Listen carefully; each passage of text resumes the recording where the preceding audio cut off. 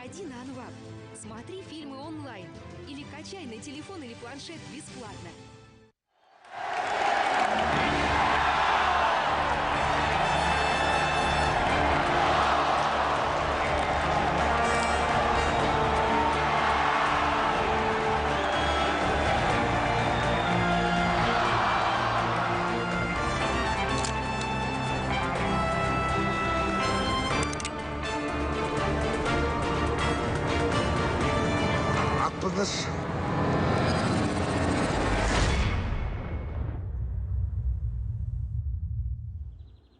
Туған жер айналдым сені.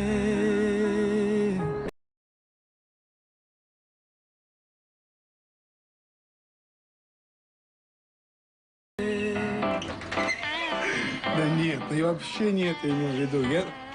Ну пошутил, ну не удалась шутка. Идет тебе это платье? Нет, ты не поправилась. Ты прекрасная. Ну правда, ну не смешно уже. Я шучу же. А? Че, как погода у вас? Солидарно. Че? Солнечно. А, солнечно. У нас тоже солнечно. Вот. Что делаешь? Дома готовлюсь к экзамену. Ну, удачи тебе. Спасибо. Слушай, Айка, я так соскучился по тебе. Я так рад тебя видеть. Знаешь, мне кажется, что я скорее уже к тебе приеду, чем ты обратно. Что? Ай, Ерлан! Ерлан, я хотела тебе сказать... Я солник мотал. Ай, мына басымыз ауырып отыр. Дәрі берші. Қазір, сейчас, секунду. Дәріма қазір. Сізге ма? Некеңіз. Оп, оп, оп, оп, оп. Маған да. Оп. Кешіріңіз, ата. Ерлан-ау! Что ты Ерлан, говоришь? я хотела... Ерлан!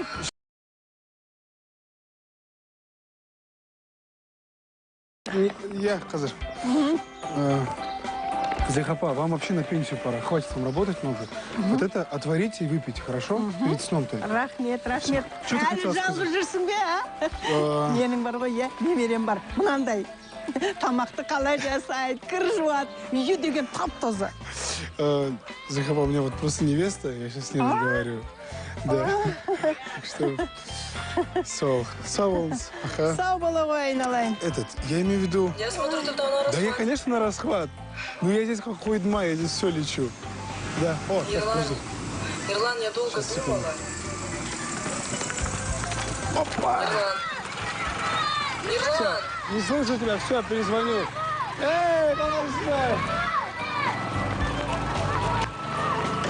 Алло. Да, Слышишь меня? да, слышу. О, сейчас вижу. Да. Ты видишь меня? Слушай, вот сейчас нас точно никто не беспокоит. Я у себя в кабинете. Точно, да? Ты хотел о чем-то серьезном поговорить? Ерлан, тут такое дело. Я думала... Сейчас, Евгений, подожди. Я Ерлан, перезвоню, подожди. Ерлан, Что случилось? Да, сол. Біздің Элвис Пресли фан-клубымыз Қайрат Нұртастың фан-клубы төбелесті. И что, кто кого? Да, конечно, олар, блин. Олар 18, мен жалғыз. Ага. И тут, прикинь, пам! Қайталады ғой. Кому? Батя мені испатишкам. Бұрғады ғой мен. Папа? Я. У тебя папа тоже в этом фан-клубе? Эй, біздің батя соларды масқарады ғой. Блин, издевались над тобой, что ли? Это что такое? Эй, не трогай, это так было. Слушай, Джонни, блин, завязывай с этим фан-клубом. Ну, по идее, ты же вообще на Элвиса не похож. Чего ты маешься?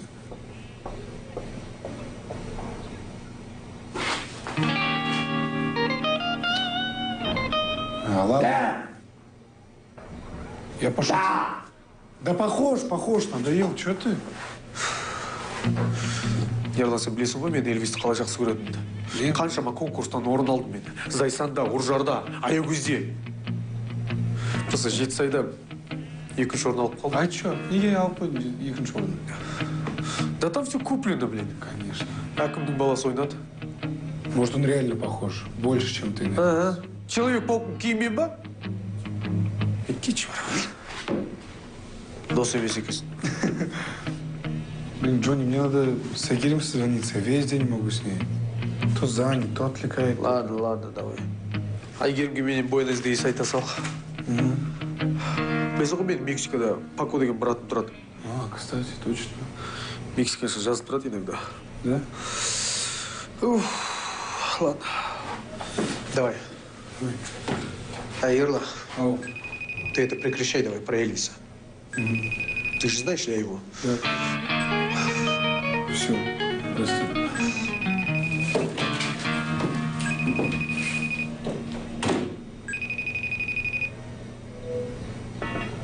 Все, мы наконец наедине. Да.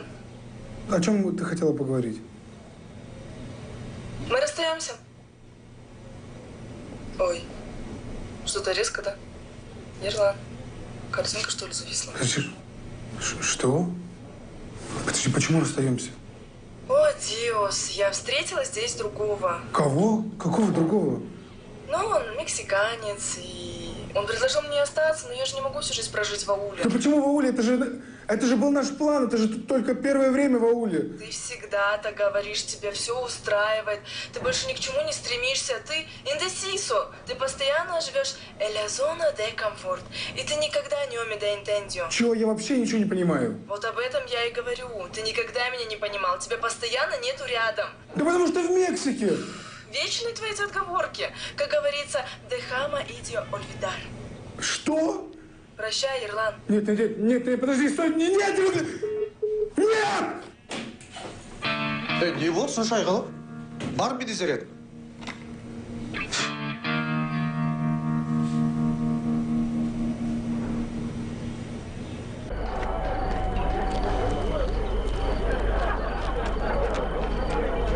Солай, брат. Ничего. Қиындысың. Сен өтесің, ал сен жоқ. В смысле жоқ? Жоқ, чего? Братан, сен бұл жерде охранник қанасың, өзіңе көп болма олай. Сен әкеңмен қалай сөйлесіп тұрсың? Батя, мен красавчик! Атаға, мы недолго. Жара кетіп тұр.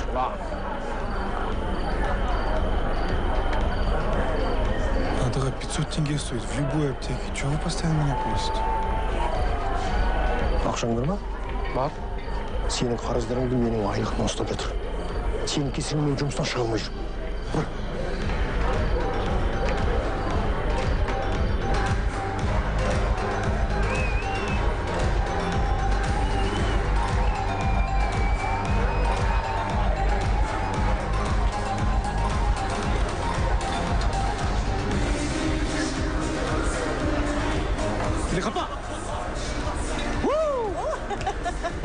Қалайсыңдар, жігіттер? Иә, не ішесіңдер? Екі алкогольный мохито құйып беріңізші. Мохито жоқ, жусай бітті. Міне, кровавый Мәриям мен пляждағы ләззат. Для настроения бірден құйып беріңізші енді. Қазір. Мінеки. Қалайсыз өзіңіз? Рахмет, жаным сол, бәрі жақсы. Рахмет. Я же жениться на ней хотел. А? Я говорю, жениться на ней хотел. Алпыстан асты ғой бұл кісі. Қазір айтам, что ты? Ну, позвони. Может, помиритесь? Да ты простой такой, она меня удалила отовсюду и заблокировала. Зілқапа, анау қыздарға менің атынан бір шампанский құйып беріңізші. Потом батяның счетына жазсаңыз, окей? Окей. Прекращай давай, что ты? Демалайықшы бүгін бір? От души ищи. Шешеміз потом. Жарить будем. Жара! Мне нужна жара!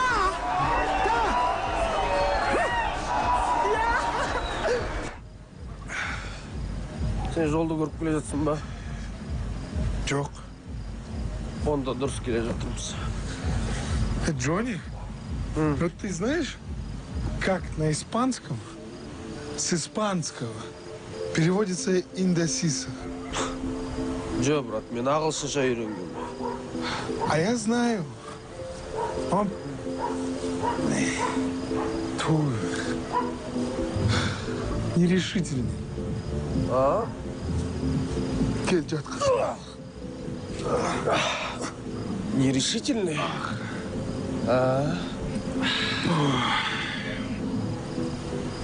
Братан, Я же даже ей кольцо уже купил. Да? Да, смотри. Красиво. Да? Ну в чем проблема, брат? Бар да үйлен, и все. Братан, она в Мексике.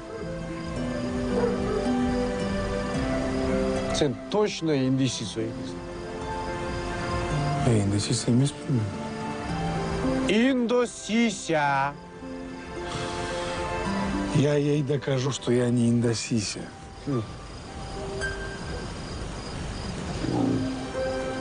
Но Мексика это так далеко, братан. Так далеко.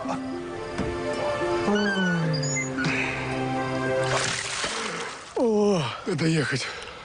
Мен де барам. Тебе зачем? Элвис ол жақта киноға түскен. Мен ол барған жерге барғым келеді. Қыз, сенде ақша бар ма? Да, на свадьбу копил. Так, смотри, нам хватит на билеты и на колу. Все жолға жетсе болды. Айттым ғой мен саған ол жақта Пако братан тұрады. Соның үйінде тұра тұрамыз. Базар жоқ. Да. Yes.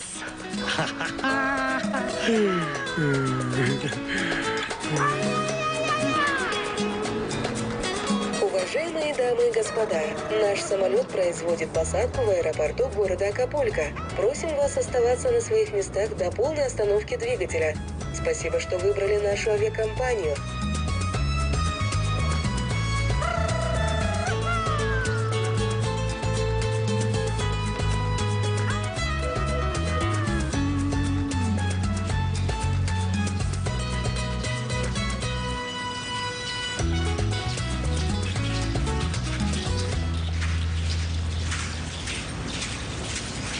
Базар жоқ, Мексика.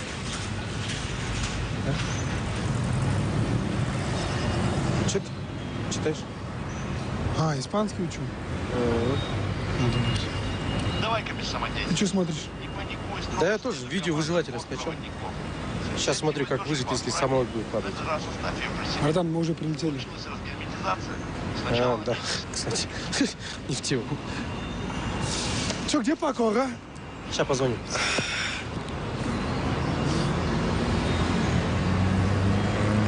Что-то не берет трубку. Он же занятой бизнесмен.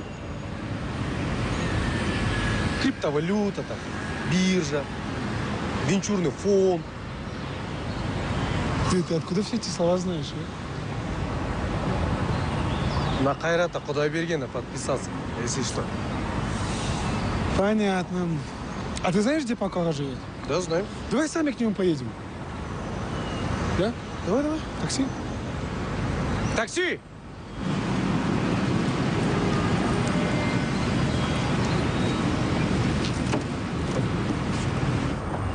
Оля. Здравствуйте. Оля. Здравствуйте.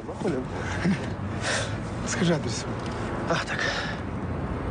Буэнос Айрес, 91. Сейчас на испанском скажи. Сеньор. Мистер, Лаки? нам нужна улица, где Тако бегает за кактусами. Что-то я, походу, не то, что сказал.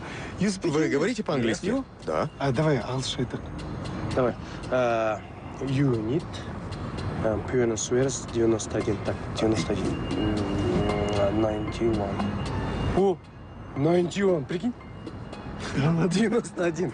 Адрес Пенисуарес, 91. Окей. Хорошо.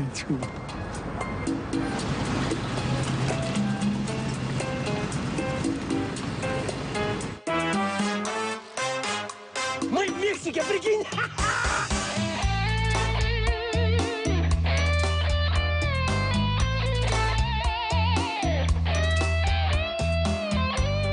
Ё-моё!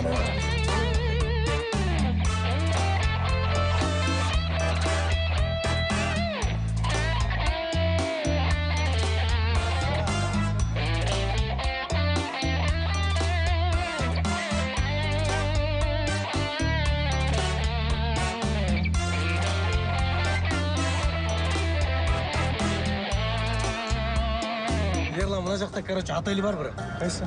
Эльвис киноға түскен. Веселье в Акапулько деп аталады. Міндетті түрде барайық соған, окей? Братан, обязательно сходим. Давай сейчас Айгерину найдем, хорошо? И мы втроем съездим, обещаю тебе. Ну, не будет неудобно перед Пако, ага? Ну, то, что мы у него жить будем. Да нет, нормально все. Карасаш, смотри. Как он, а? Это Пако. Базаржу. Крутой. Крутой.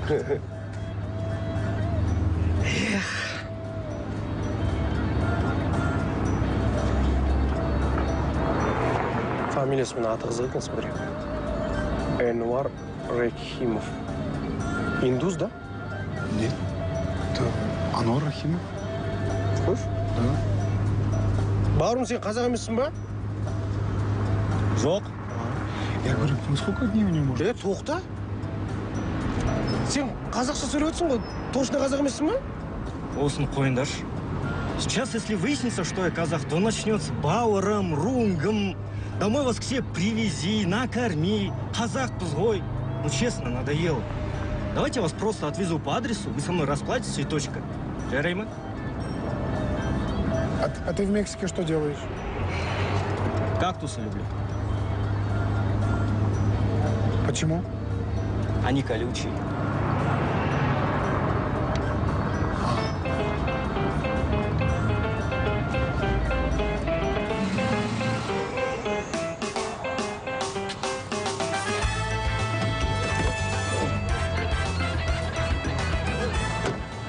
Бауырым, сен қазақтар жайлы олай сөйлеме, ұқтың ба?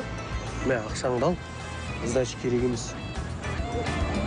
Тут 10 песо не хватает. Қазақпыз ғой! Перед ту мадре мерда. Сволочи! Козлы! Капро! Придурки! Обалдеть! Это правда дом первого? Ага. Мен, братан, красавчик. А? Қалай? Базаржу. О! Сағынған ғой деймін.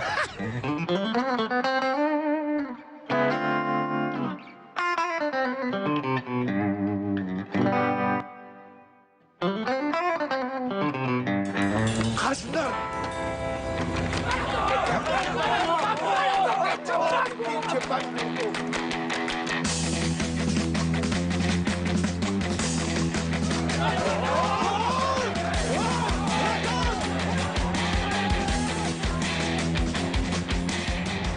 Және қашан келдің? Жаңа ғана аэропорттан шықтық, братан. Мексикаға қош келдің. Рахмет. Мен досым Ерланға танысып қой. Ассалаумағалейкум. Қалай келдің? Жақсы, рахмет. Өзіңіз? Братан, кімден қатысы жүрміз? Партнерларым ғой. Ақша жайлы кеспей қалдық. Ақшасына қалдым мен бірақ.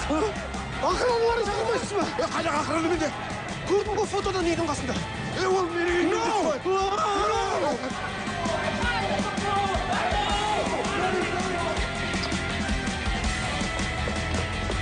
Все. Отстали. Братан, сен фото жіберіп едің ғой. Қымбат машинаның ішінде яхтада. Машинамда жоқ. Яхтада фотошоп.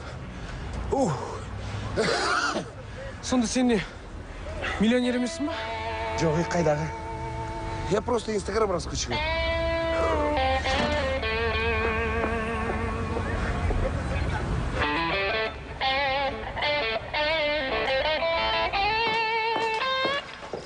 Вот здесь вот я живу. Пако, мы, наверное, тогда поедем в общагу к Айгерим. Қайдағы общага? Там мест... Уайымдамаңдар. Ұйықтайтын жер бәрімізге бар. Жүріңіздер, бүгін қонамыз, ал ертең бірге Айгерімге барамыз. Жүріңдер. Жаман емес. Для одного нормально.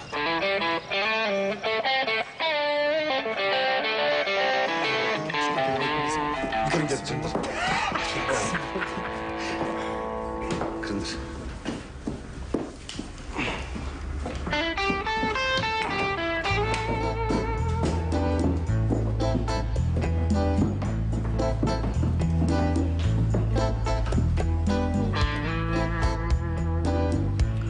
Они что, здесь теперь будут спать? Как-то. Одного Чемкенского пустили. Так он теперь хочет всю родню сюда притащить. Тише, тише. Дети. Мексиканец. С мексиканцем.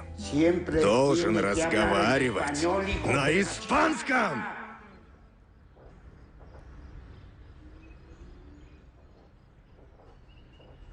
Жігіттер таныс қойыңдар. Мынау үйдің үлкені Хулио.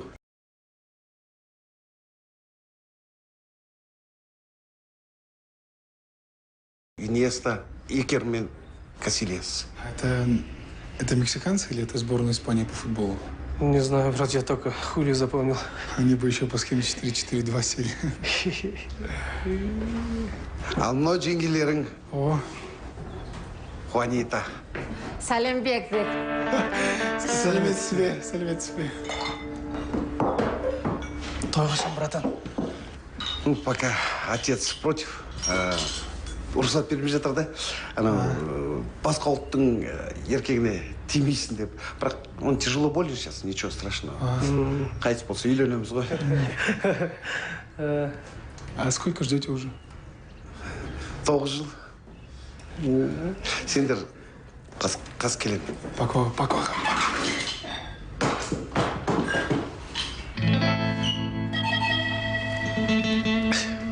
Отыр деп отыр. Gracias. Ары отыршы. Ары отыршы. Бұрын жоқ.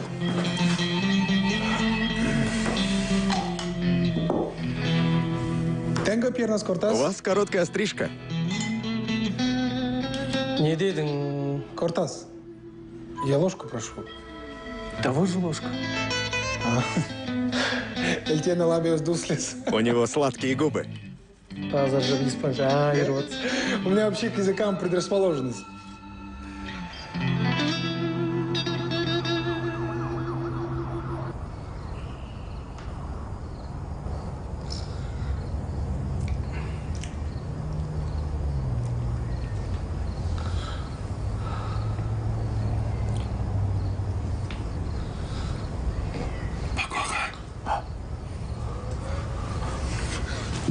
Как вы здесь оказались? Я же в Америку хотел полететь. Но мне там визу не дали. Я потом через мексиканскую границу хотел пройти вместе с ними. Не получилось. Вот и живу. Мекас келем. Шмиттаки.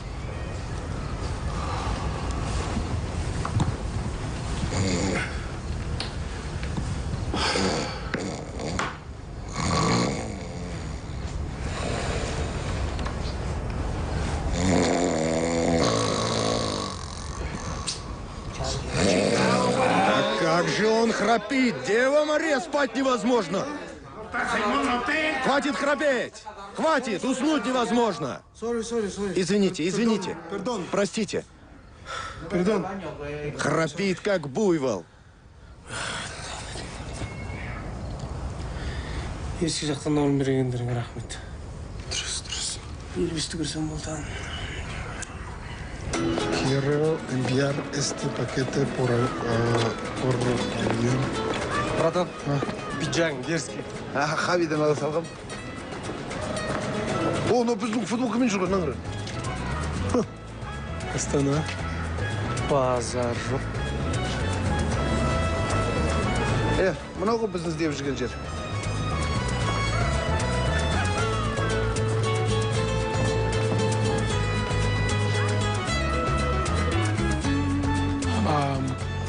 Hola. Здравствуйте. Вы не видели Айгерим?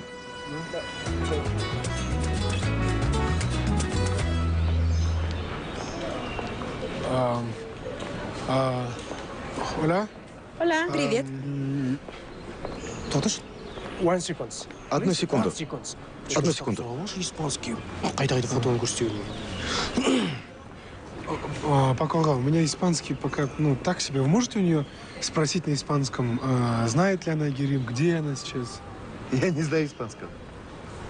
Как? Вы же 9 лет живете здесь с мексиканцем. Просто олар оралмандар да Коста-Рикадан келген. Ну, вообще-то костариканцы тоже на испанском же говорят. Пипелде емес. Кешірме. Қойындар. Вы говорите по-английски? Да, говорю. You know? Айгерим. Да. О, yes. Блин. Ну, скажи, чтобы она позвала ее. You need, чтобы you позвала Айгерим. Айгерим! Айгерим! Я так понимаю, вам нужна Айгерим. Но она уехала? Она говорит, ее здесь нету. Где она? А где она? You don't... Ты не знаешь, где она? Нет, я не знаю. Bilmiyorum короче. Şaşırdım. Toyunlar mı? Şu sürem. Сеньор. Ой. Сеньорита. Сеньорита.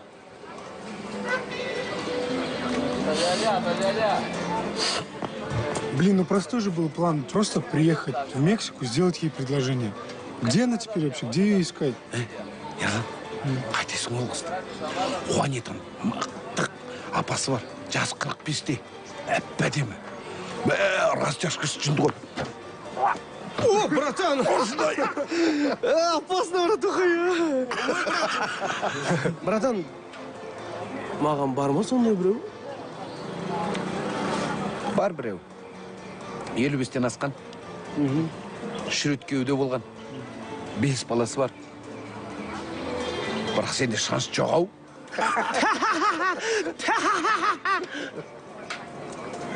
Блин, а где ее искать даже? Я даже не знаю, куда ехать. Ну, Ни давай адреса. дайрект напишем, что ты здесь. Нет, нельзя писать дайрект, она тебя тоже заблокирует, как меня. И мы вообще не сможем нанести. Во, смотри! Еду в Ситунаху. Еду в Сихо... Сихуатанеху. Это далеко? Несколько часов. Надо ехать. Ты что, спросил? Да? Ваш счет. Сейчас вот так вот сделаем. Как бы в туалет по одному уходим и валим. В смысле? Нет, нам нужно заплатить. Вы что? Я вам сейчас уйду. О, вот это поворот. Шутка, девушка, шутка. Вы нас понимаете, да? Я из Петропавловска. Он еще битик. Мына қызға қазір бір тапсырыс берейік. Сайын бір деп қашамыз. Бір жерлеріңді қысыңдар. Қайдағы қашқан? Ты точно с Петропавловска? Счет оплачиваем? Төлейміз. Ё-моё, 700 песо содрали. Покога, блин, тоже вы интересны. Нам не нужны лишние проблемы такие. Нам бы Айгерим найти побыстрее. Я же заплатил. Нет, Джонни, Братан, извини, ты не прав. Честно. Ты. Нападай. Братан, не надо, брат. Нападай. Все, мы пошли. Нападай. Покога. Прости. Слушай, такая тупая ситуация, прости нас. Там Забей. Подожди, да... Блин, давай все заново начнем. Может, мы познакомимся? Ну, казахи в Мексике. Обалдеть же. Меня ирландцы зовут. Лаура. О, приятно. Это вот... Воу. Назови меня просто Сеньор Джонни. Шутка, я Джонни. Это Джонни, вот его старший брат Пакога. Пако. Вот Лаура. А ты уже закончила смену, да? Так рано? Я уволилась. Еду в Мехико. Подожди, а ты за рулем едешь? Ну да. А, это твоя машина? Блин, классная машина. Слушай, у нас такая проблема. Нам тоже по пути надо вещи забрать. Может, ты нас довезешь? А почему я вам должна помогать? Нет, нам ничего не должна, просто... Я просто с Петропавловска многих знаю. Там Багу Косова, Баху Крамова, Сакина Одноглазого, знаешь? Ты где там был? Да я там в травматологии лежал. Джонни, подожди. Неудивительно. Слушай, блин, казах пузгой. Ну, нам очень нужно. Ты одна единственная в Мексике. Это вообще судьба, что мы встретились, представляешь? Ладно, поехали. Подброшу.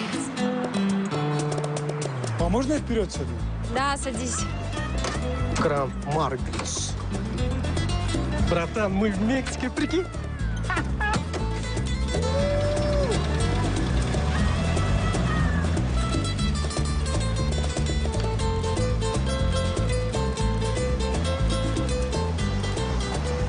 Так, сендер өздерің машинада отыра беріңдер. Я там схожу за вещами. А то что-то сендер қайнағаларыма ұнамай қалдыңдар. Братан, Эльвистің киімін ұмытпа. Окей. Пакова, может вы с нами поедете? А то мы же не местные, там потеряемся, заблудимся еще. Тут же любовь всей моей жизни. Как я ее оставлю? Ну да. Тем более, вдруг отец ее умрет. Я же не могу пропустить такой счастливый день. Пакова, вы можете еще очки захватить на тумбочке? Окей. А вы куда едете? Как его там? Сихуаху, неху. Я пытаюсь это произнести. Короче, у Ерлана там девушка. А она его бросила.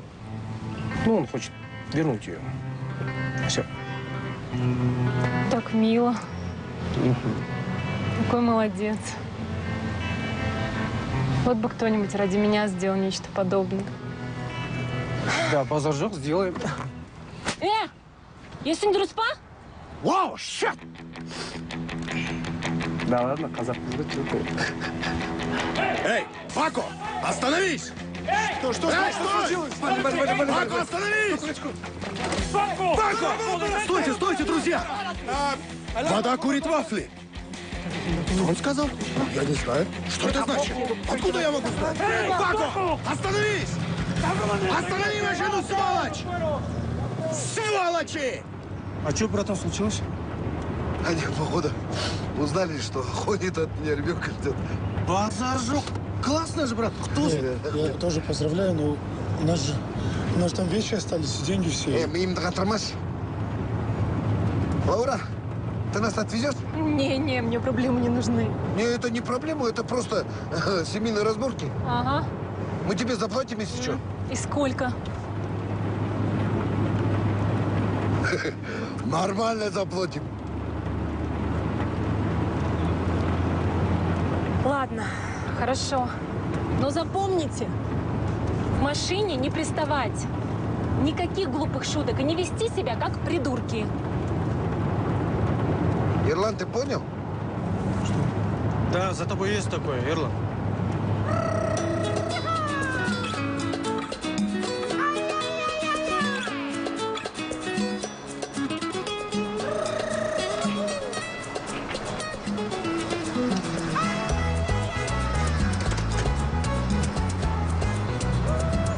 Да, она жахта.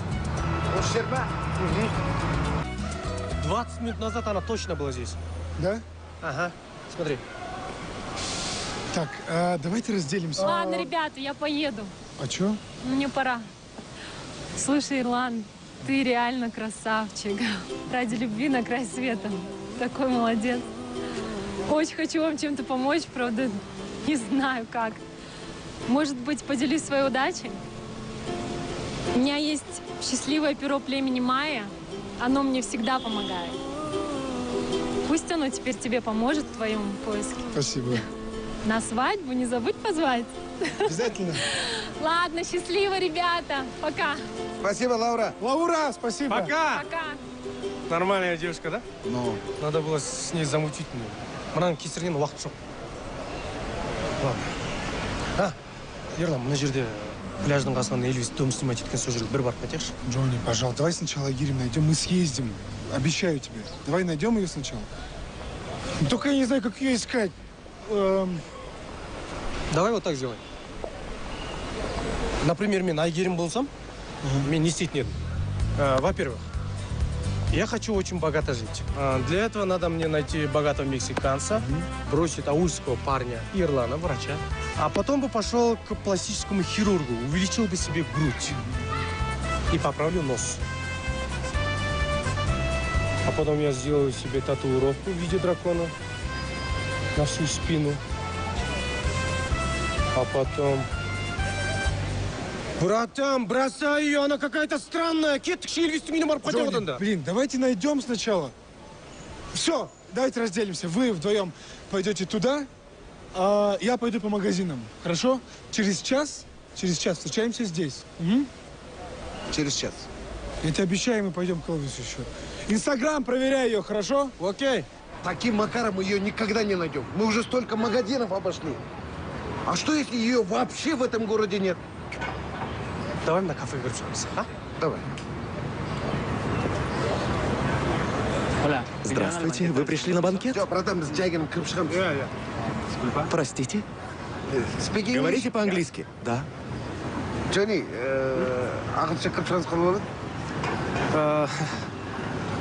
Кіреміз камин, шығамыз алып. Мы нетрадиционной ориентации. О, это так мило. Прям настоящие мужики. И признаетесь в этом в Мексике? Конечно, проходите. Августо, проводи гостей за первый столик.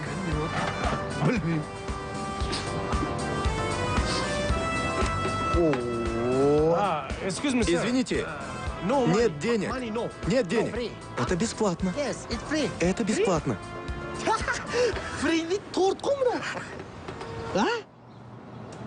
Оля. Здравствуйте. Здравствуйте. Чем я могу вам помочь? Наверное, да. Где эта девушка может меня потрогать? Я не знаю. Вообще носы?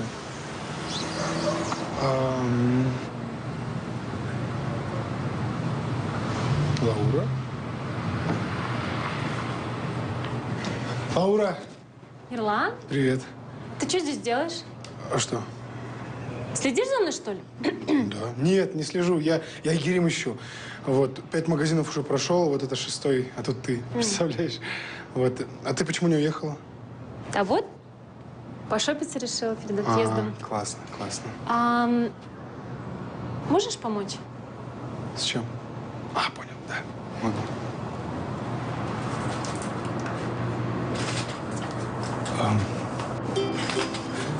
Ну, я тогда здесь постою, хорошо? Слушай, если ты так сильно любишь Айгерим, почему до сих пор не сделал ей предложение? Ну, так я же вот ради этого сюда и приехал. В Мексику, чтобы сделать ей предложение. А знаешь, как я себе это представляю? Вечер, она, значит, в таком красном, бордовом платье, красивое такое. А я вот так на колено встаю, достаю кольцо. Слышишь, да? Да. Так достаю кольцо и ей в глаза говорю. У людей 230 костей. И мойте руки перед едой. Классно? Очень необычно. Да. Ты романтик. Я... Ну да, я вообще такой, да. Вот. А потом, если она согласится, ну, она, конечно, согласится, потому что у нас любовь с ней, то мы с ней останемся жить в Мексике. Серьезно? Ты этого хочешь? Ну, конечно, да. Но она хочет, и я тоже хочу. Пристегни, пожалуйста. Да, конечно. Пуговица большая. Ну, как тебе? Мне вообще очень нравится. О, бомбически. Возьму этот костюм. Да, давай. Ой! Братан, сұраған жоқпыз ғой, халал ма, халал емес па деп. Бәрібір жеп қойдық қой. Да ты что? Қара, Айгерім Марилияға кетіп бара жатыр екен. Қой, онда бізде тұрайық, Ерлан қайтайық бар. Елімізге амандық, жұртымызға тыныштық берсін. Әумин, Аллах. Вам все понравилось? Очень вкусно, да. А вашему бойфренду? Это мой дядя. Адам! Еркек!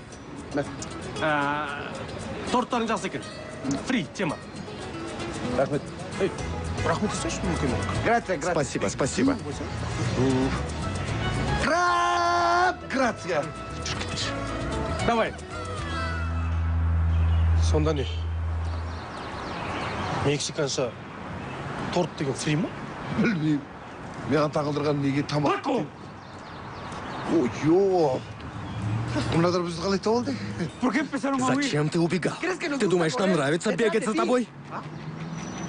Не деп жатыр. Не знаю, чем ты недовольный. О, Элвис!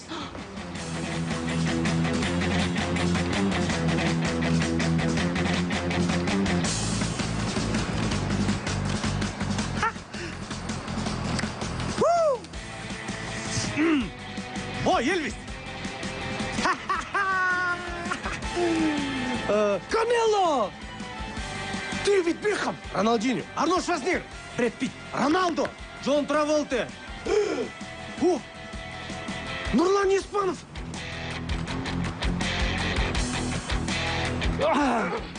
Вечно мы из-за тебя всех упускаем. Причем здесь я? Это ты! Я-то при чем? Побежали! Бежим! Я раньше за футболом следил, когда это как... Эй!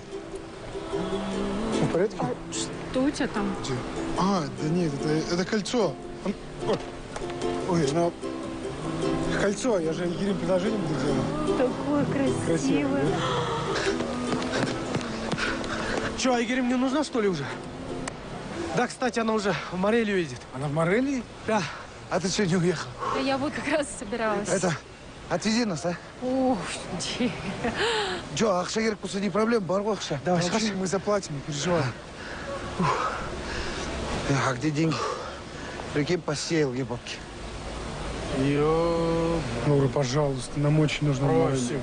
Пожалуйста. Пожалуйста, ты нас очень выручишь. Ладно, ладно. Едем в Морелию. Круто. Рахмет. Машина там. Классно. Че? Блин, вот, как его там? Хазин?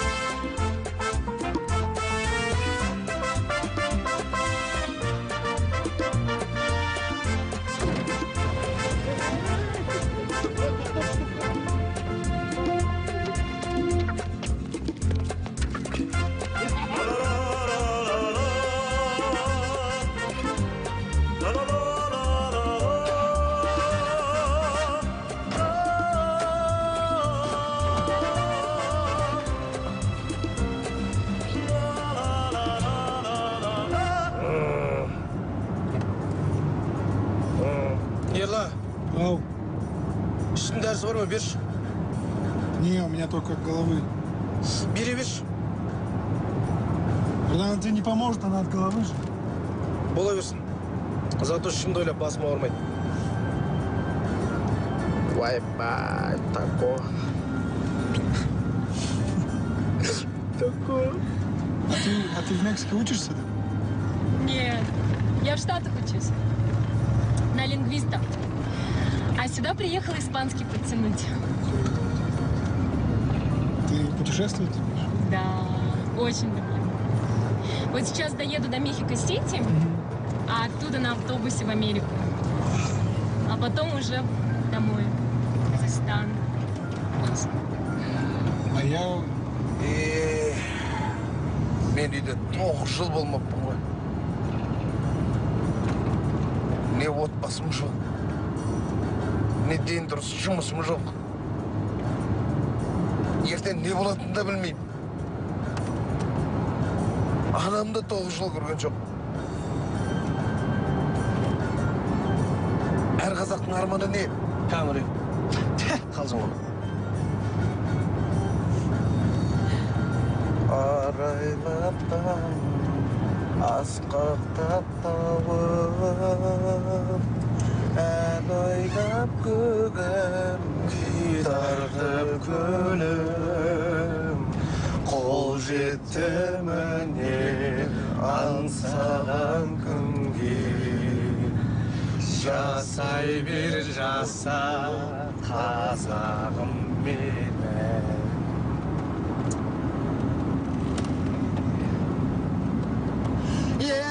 Менің аңсағым, тақ боғалдан босағым, құтты болсын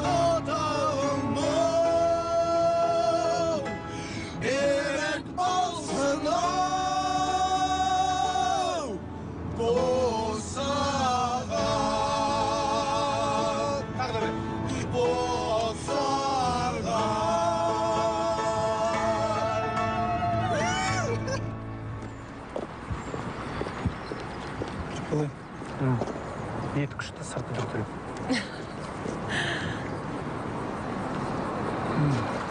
Остро? Тема я? Ну, если хочешь здесь жить, надо привыкать к такой еде. О, вулкандар жынды екен, да? А про эти вулканы есть легенда. Надо айтпайсың. Да ты чё? Расскажи. Давай. Жила-была одна мексиканка. Она воровала деньги у богатых и раздавала их бедным. Звали ее Рамона. Но однажды ее поймали и хотели повесить. У нее был отец, который оберегал и защищал ее, но он был старый и слепой.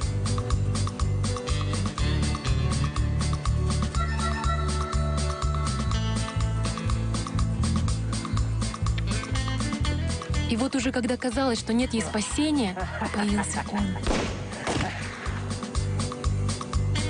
Борец за справедливость. Его все боялись и уважали. Его звали Пабло. Он был любитель красивых девушек и дешевых сигарет.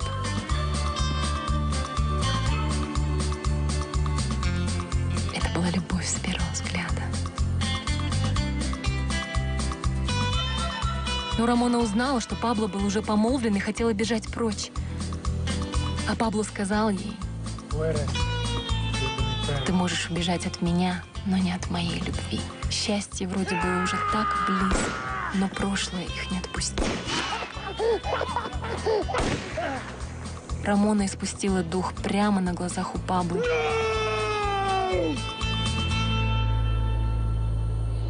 И он не смог пережить этой утраты и покончил с собой.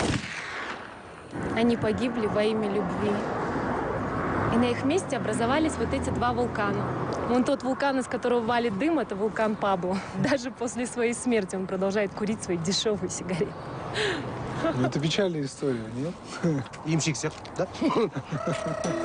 Ладно, поехали. Морели рядом.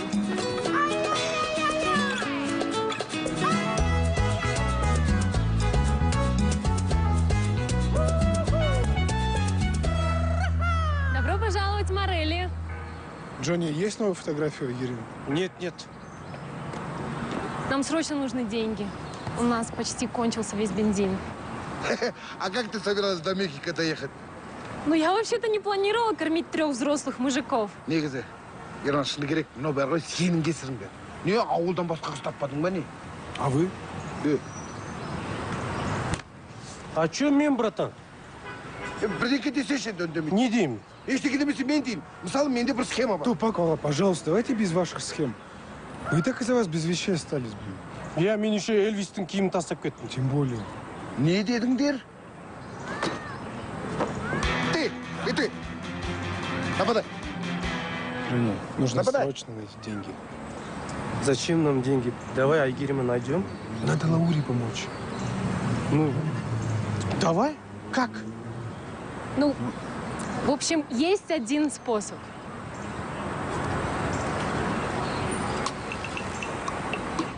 Вы приняли экспериментальный препарат. С вами расплатятся. О всех побочных эффектах информируйте нас. Телефоны у вас есть.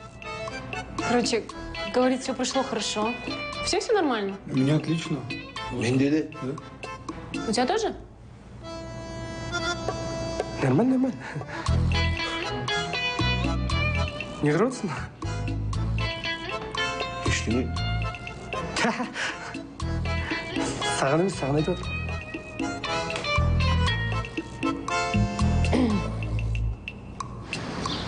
Точно у всех все нормально? Да, но вам не кажется, что мы очень быстро едем? О, точно. Давайте помедленнее. Еще медленнее. Еще медленнее. Вот это идеальная скорость.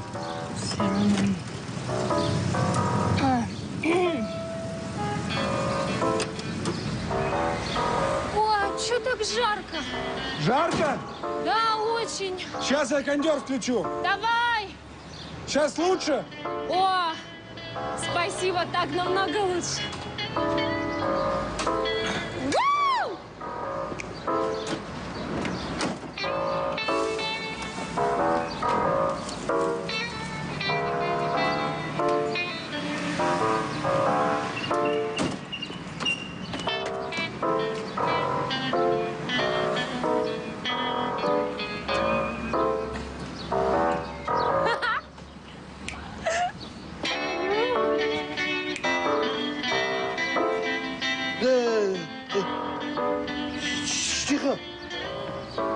Динозавриктарды өткізіп жіберейік. Ой, очень. А так у всех все нормально? Никаких побочных эффектов? У меня все отлично. Ничего странного. Классно. Ну же, сейчас все номера возьмем. Круто. Я в голодный душ. Окей. Чужимся. Кто со мной в бар? Я.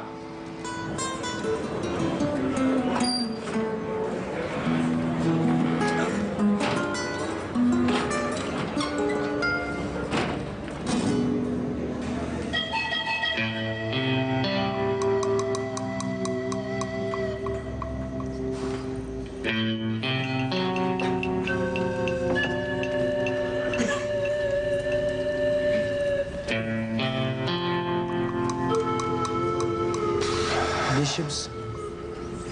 Пиво минорышки. Давай.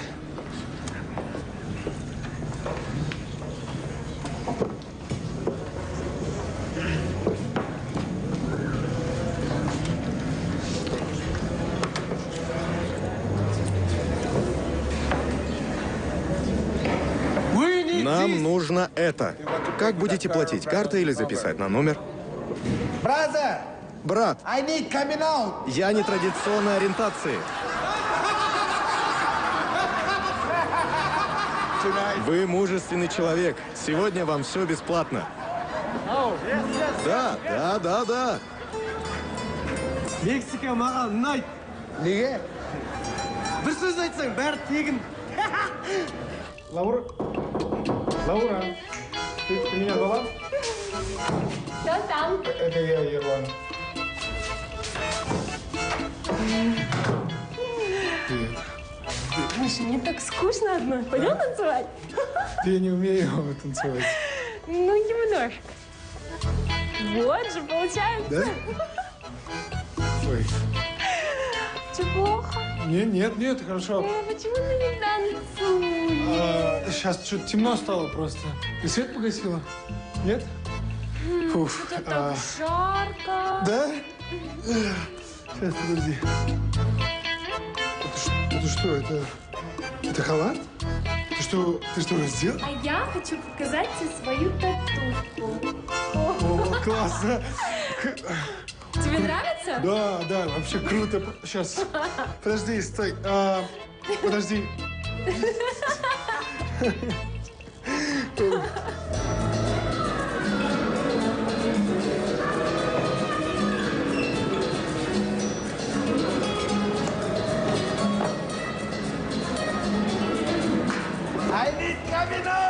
Я нетрадиционной ориентации.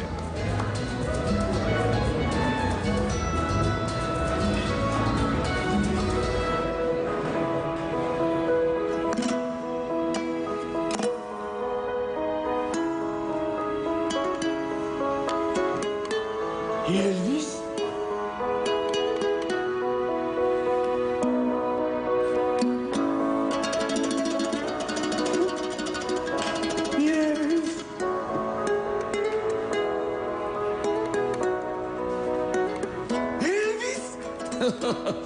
예, бауырым қазақша сөйлеймін. Воу! Эльвис! Сен не қазақша сөйлейсің ба? Әрине, досым, әкем Шымкенттен ғой. Вау! Мен де мамам Шымкенттен ғой, Эльвис! О, шынымен ба? Нағашы бір фотоға түссек бола ма? Әрине, кел түсейік. Эльвис! Вау!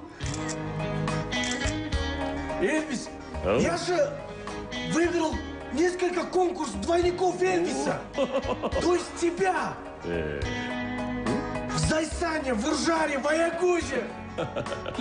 Мекендерімді білесің ғой. Сол кезде мен Аягөзде жазғам. Аягөз? Иә. Басы жоқ, Эльвис. Братан, шынымды айтсам бар ғой.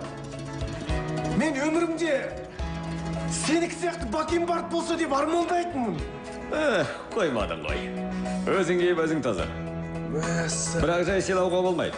Символически хотя бы бір песо бер. Болды, братан, болды, конечно. Бірақ менде 374 песо бола ма? Жарайды. Міне. О, Мексикада қанша тұрсам да, бірақ бірінші рет көріп отырмын. 374 пьесоны бір купюрамен. Ал енді, мына корона менен. Ал енді сен корольсің. Элвис. Әдемі, күшті.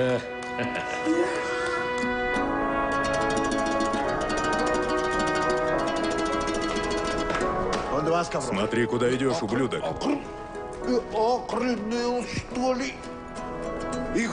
Ах ты придурок!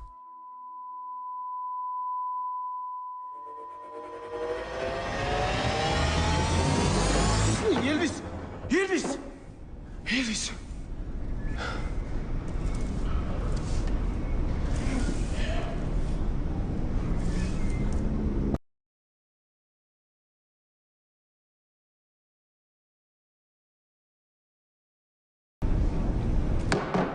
Элвис.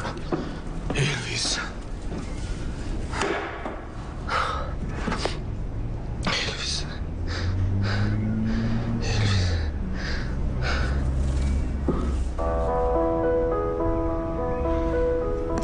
Меня насмелись.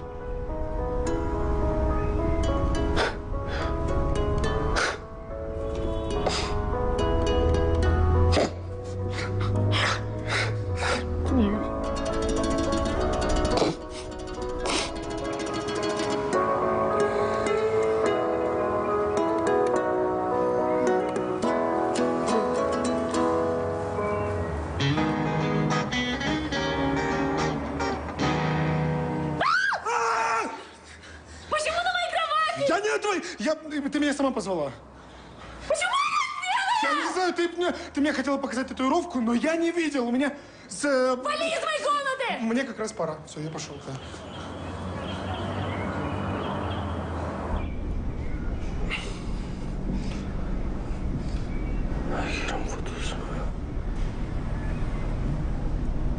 Еду в Мехико для главного события в моей жизни. Ирлан?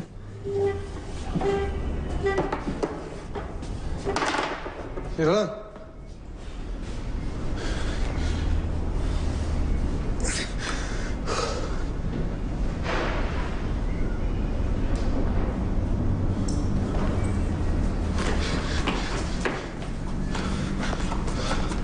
Акуага? Все в порядке?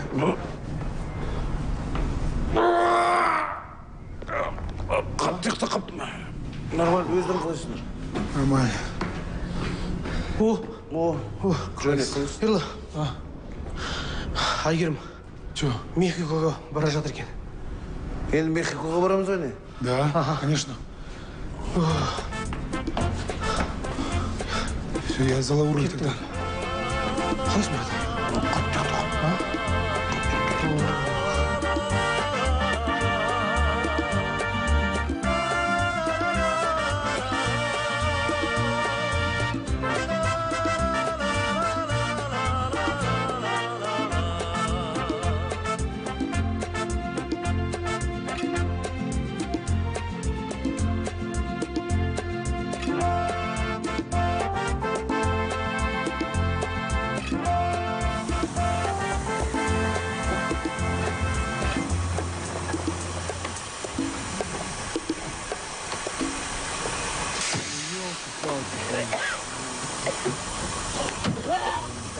Может, багажник откроем?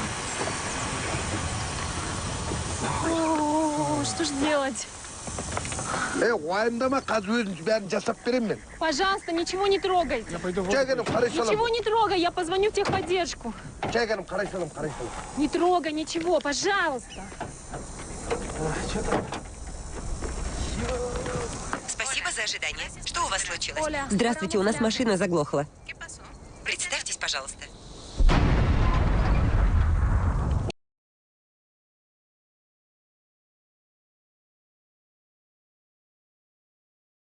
Извините, а можете по буквам произнести? Я же просила вас ничего не трогать. Блин, от вас одни проблемы. Прости, я даже не знаю, как это случилось, а я просто отошел Они... Блин, ну зачем я согласилась с вами ехать? Слушай, я тебе все оплачу, обещаю. Да пошел ты! Знаешь, я теперь понимаю, почему Айгерим от тебя ушла. Ты неудачник. А вы все гребаные неудачники! Все, хватит за мной идти. Че она говорит? Гребаные чего? Да нахрена вы вообще в машину полезли? Вам же сказали не трогать ничего, чего непонятного? А, это же... Пакет, братан, ты же виноват, да? Ты и ты. Нападай. Да при чем Том вообще? Ты же тоже там был, он басничать перед ма. Ну сказали же не трогать, ну что сложного? Она нам помогает. Нападайте. Ерлан, если что, мы помогаем тебе найти твой Айгерим. Вы ни хрена мне не помогаете, вы только мешаете мне. Я бы без вас ее быстрее нашел. Из-за тебя я не ездил туда, где Эльвис побывал. Да иди ты в жопу со своим Эльвисом, понял? Я же тебе говорил, про Эльвиса так не говори. А то что? Подкаблучник. Ты что, охренел, что ли? О, кактусы, вы меня слышите? Он подкаблучник! Уйду тебе.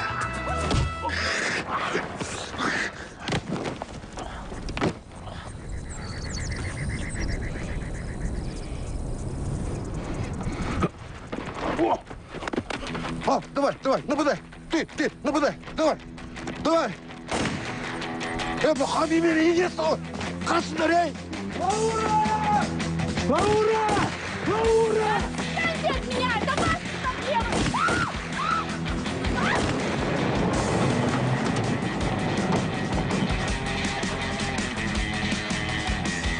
Стой! Стой, сволочь! Ты от нас все равно не уйдешь! Ну зачем я с вами связалась? Было самой в Мехико ехать. Капец, у меня сушняка, я сейчас сдохну. Поздравляю! Мы все от жары сдохнем. Джонни, ты же все серии «Выживателя» скачал? Ну да. Ну, как раз, может, там есть серия про то, как нам можно найти воду, там, в пустыне или еще где-то. Да, есть. Но нам было бы неплохо узнать, как нам достать воду в этой среде. И чё? Курсит тишина. Нина? А, видео? Давай посмотрим. Фу. Давай. Уф. Вот. Всем салем, с вами Выживатель. И в этом выпуске я расскажу вам, как добыть воду в пустыне. Громко дышишь. Неважно, где вы, в Сахаре или в степи, напьетесь вдоволь. Приготовьтесь, еще вода польется рекой. Для этого вам нужно сделать отверстие в... О, батарейка. Батарейка.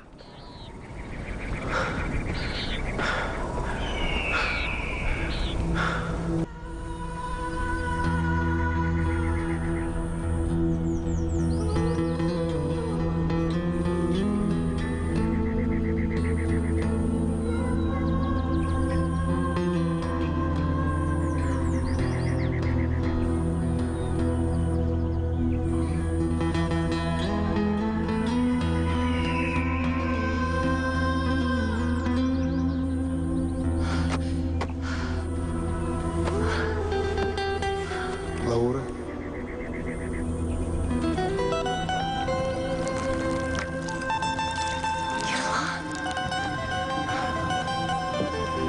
Я принес тебе воды. Откуда она у тебя? Привет, как твои дела? Пожалуйста, прости меня. Я не выдержу больше ни дня. Потому что я люблю тебя. Я люблю тебя. Я люблю тебя.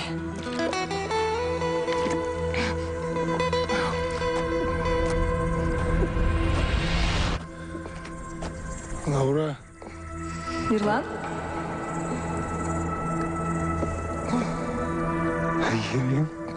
Я поняла, что была не права, поэтому я здесь. Я принесла тебе воды. Это хорошо.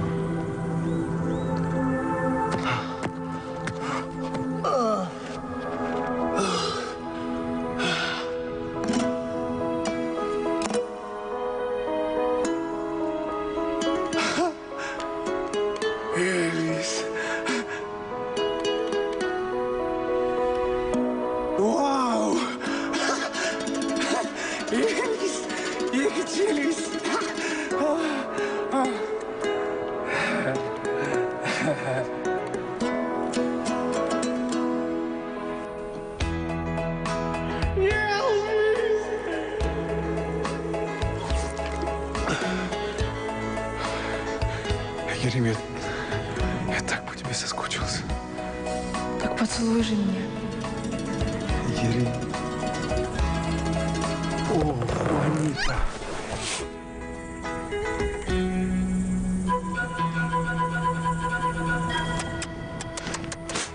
О, Эльвис.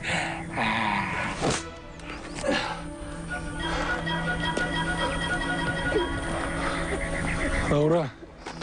Лаура, убери это, Лаура. Ерлан. Все хорошо с тобой? Да. Кеттік, жігіттер.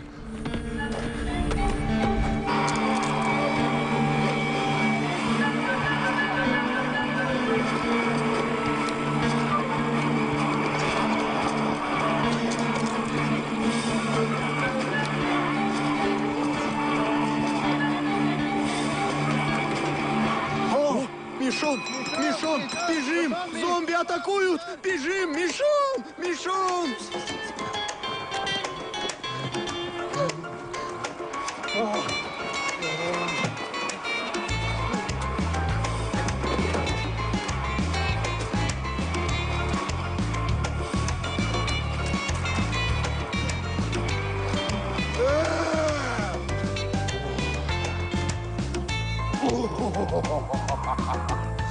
Ерлан, Айгерім фотосын қара.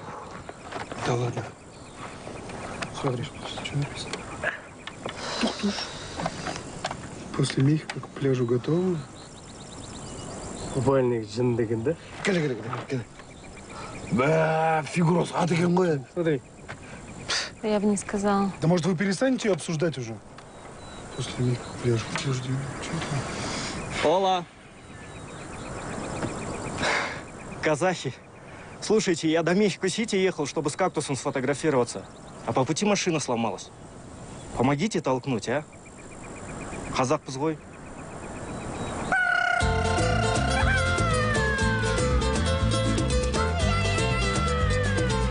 Базар.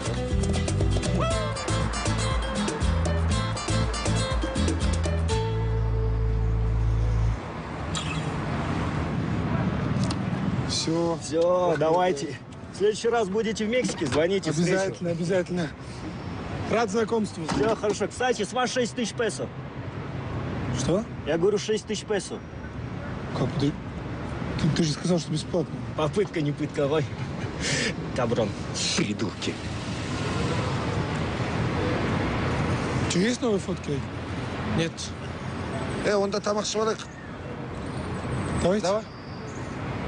Бля, мында кір. Торро! Все-таки мне нравится Мексика. Только быка не хватает. Джонни, нас тоже щелкнул. Тако. Па. Отлично. Ай, я в туалет. Давай, я тоже. О, квадрам. Можно я попробую? Оля. Здравствуйте. Сеньор.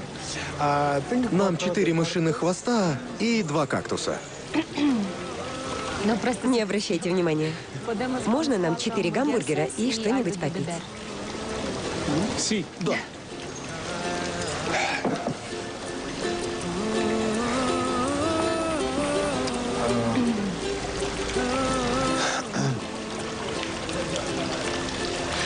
Слушай, Лаура, я тебе кое-что хочу сказать.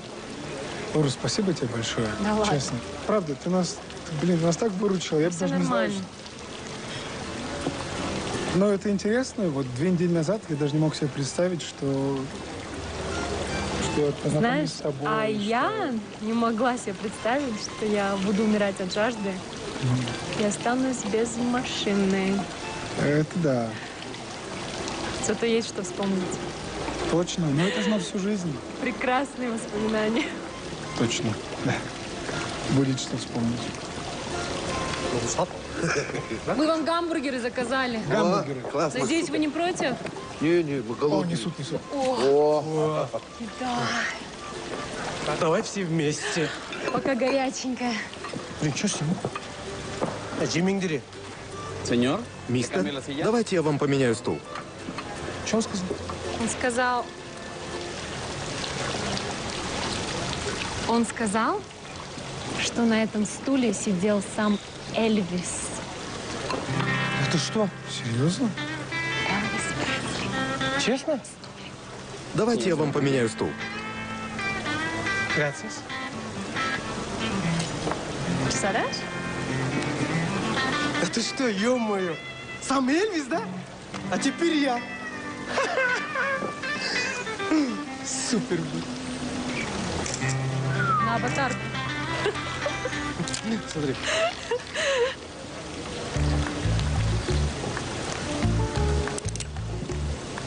Пожалуйста, не надо. Мы с Хави оторвали вас от обеда. Извините. Что едите? Гамбургеры. Гамбургеры. Краеугольный камень здорового питания. Ты не против, я откушу? Да, пожалуйста.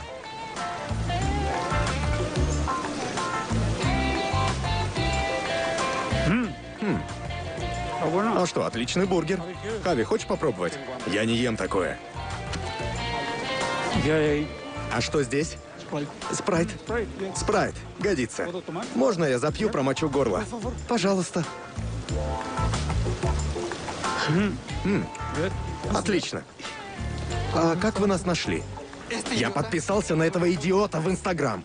Этот болван везде чекинился. Кстати, классные фото. А? Вахтова турында? Рахмет. Грациас. Послушайте, может, не будете нас вмешивать в ваши семейные разборки? Причем тут семейные разборки? А вы тут не из-за Хуаниты? Нет. Пако, отдай пиджак. Жакет отдайте. Ішінде ақша болған. Жоғалсал.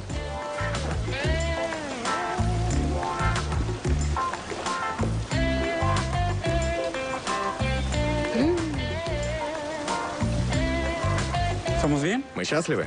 Порядок. Вы стреляли в нас из-за пиджака? Пистолеты нам были нужны, чтобы вы нас слушали.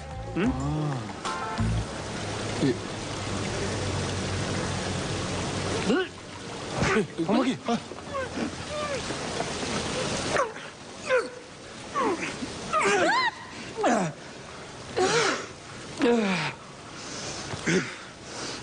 Спасибо. Ты в порядке? Да, пойдем.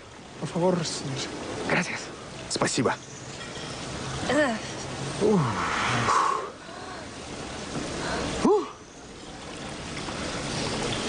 Что? Ты когда испанский выучил? Это я от страха. Мына жерде ешкім қалмапты. Бізден басқа. Кетейік. У кого сколько есть? Оны қазір өзім шешіп саламын. Официант! Сеньор! Сеньор!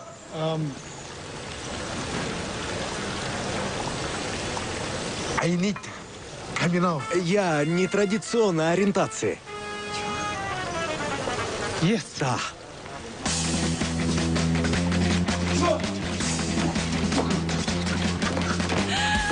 Ты! Нападайте! Все. Сам ты Пардон. А вы что, не знали, что эти слова обозначают? Ну, до этого дня обозначала халяву. Во! Айгерим фото смотри. Вы должны выглядеть лучше всех. Сегодня самый важный день. У нее что, день рождения, что ли? Нет, у нее зимой.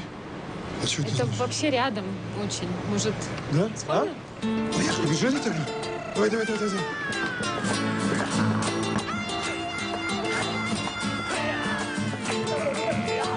Вот здесь, по-моему. Да, здесь.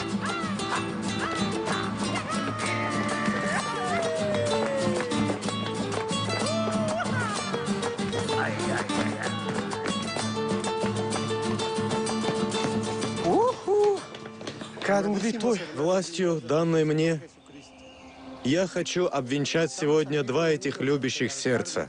Братья и сестры, сегодня мы соединим вечный союз любви Айгерим послушай меня. и Педро Ты Негрин. проделал такой путь ради Айгерим. У тебя еще есть шанс ее вернуть. Давай, иди к ней. Давай, брат. Если кто-то против данного брака, сделай красиво. Пусть скажет сейчас или замолкнет навеки.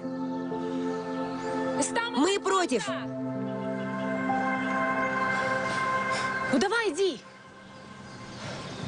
Ерлан? Баренда.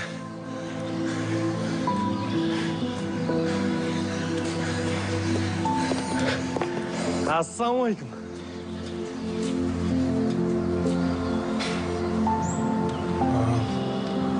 Привет, Игорь. Оля. Тост. Ерлан, ты что здесь делаешь? Туш.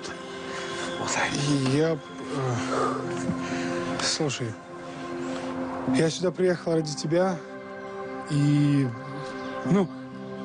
пока ты еще не вышла замуж, можно я кое-что скажу? Вот, за последние 3 дня происходило столько всего. Представляешь, я и от мексиканцев с пистолетами бегал, и я принимал какое-то лекарство, я чуть не ослеп от него. И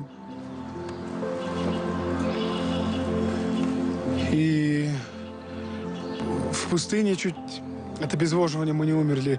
В общем, я очень сильно вышел из зоны комфорта. И это все ради того, чтобы просто найти тебя в этом большом Мехико и сказать, что я не индесисо. Вот. Секунду.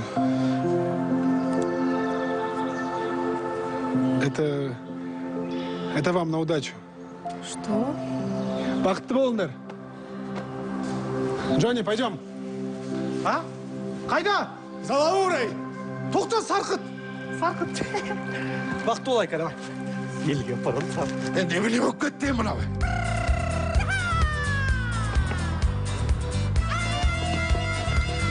Что там? Ну, слушай.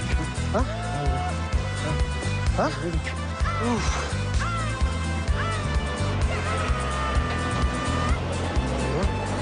Лаура! Тоқта! Болчық, Лаураны аттар! Лаура! Лаура! Лаура!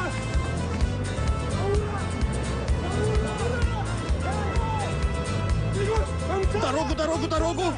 Эй, ты что творишь? Да что происходит?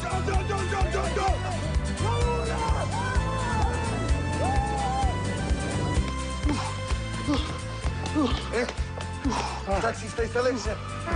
Давай, такси.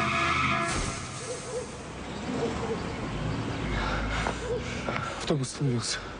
Привет, как кетті ғой, помой. Ну? Давай. Ты что творишь? Ты в порядке, парень?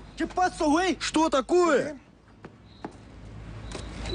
Не даете мне спокойно сфотографироваться с кактусами. Шляпу. Дебил!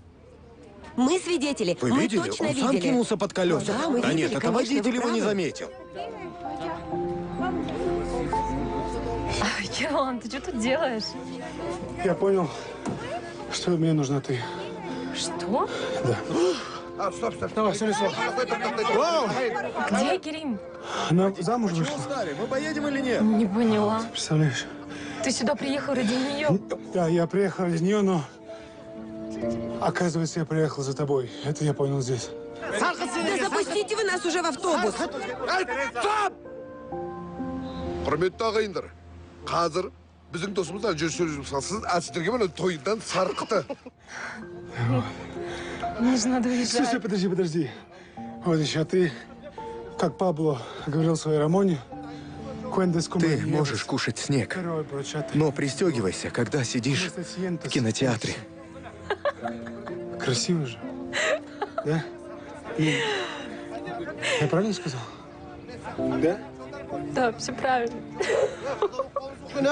Мексиканың әйеліне алдыңда отырып. Қожай, бата берейін бән. Болдар шай. Тез. Сондықтан атамға да қайтпақшы. Все в порядке? У меня глисты! У меня глисты! Все в порядке? Хуанита? Менде жакси жаналык бар. Биз улине алабыз. Тамагыл кызбыны. Жок, ол рұқсақ берді. Сен көліктен астын деп айтымахан. Бері сені ешкім алмайды. Окей. Окей. Жігіттер, мен Хуанитаны 9 жыл қазақшаға босқа үйреткен жоқ екен. Мен